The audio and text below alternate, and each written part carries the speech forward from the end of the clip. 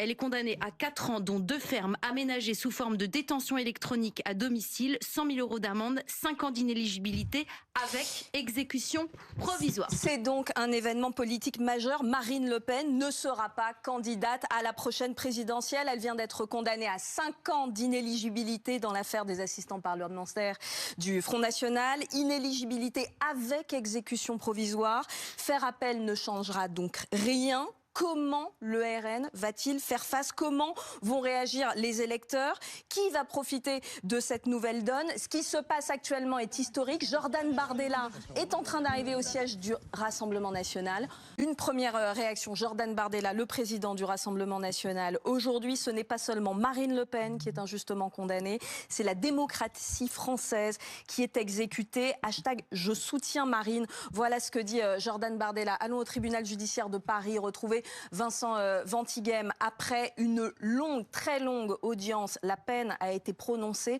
Marine Le Pen hors jeu pour la prochaine présidentielle parce que condamnée à 5 ans d'inéligibilité. Oui, 5 ans d'inéligibilité avec exécution provisoire. Mais cette peine que vous venez d'annoncer, Marine Le Pen, elle ne l'a pas entendue. Moment assez surréaliste où la présidente du tribunal, Bénédicte de Pertuis, était en train d'expliquer pourquoi elle allait prononcer l'exécution provisoire.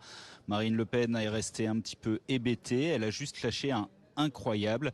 Et puis, son avocat est venu la rejoindre au premier rang où elle était assise depuis déjà plus de 2 heures pour écouter ce jugement. Et à un moment donné, Marine Le Pen s'est tout simplement levée et a quitté le tribunal alors que la présidente commençait seulement à appeler les prévenus les uns derrière les autres pour annoncer les peines. C'est donc au bout d'une demi-heure, alors que Marine Le Pen était déjà partie, que la présidente Bénédicte de Pertuis a prononcé cette peine. Vous l'avez dit, 4 ans de prison, dont 2 ans ferme, aménagé ab initio, ce qu'on appelle ab initio, c'est-à-dire dès le départ, sous forme de détention à domicile avec bracelet électronique, une peine de 100 000 euros d'amende pour Marine Le Pen, mais surtout, ce qu'on retiendra, c'est cette peine de 5 ans d'inéligibilité avec exécution provisoire. C'est vrai que la présidente est longuement revenue sur cette exécution provisoire en disant que effectivement, il n'y avait pas de recours, que même si Marine Le Pen ne pouvait pas faire appel, même si elle faisait appel, pardon, ça ne suspendrait pas cette peine.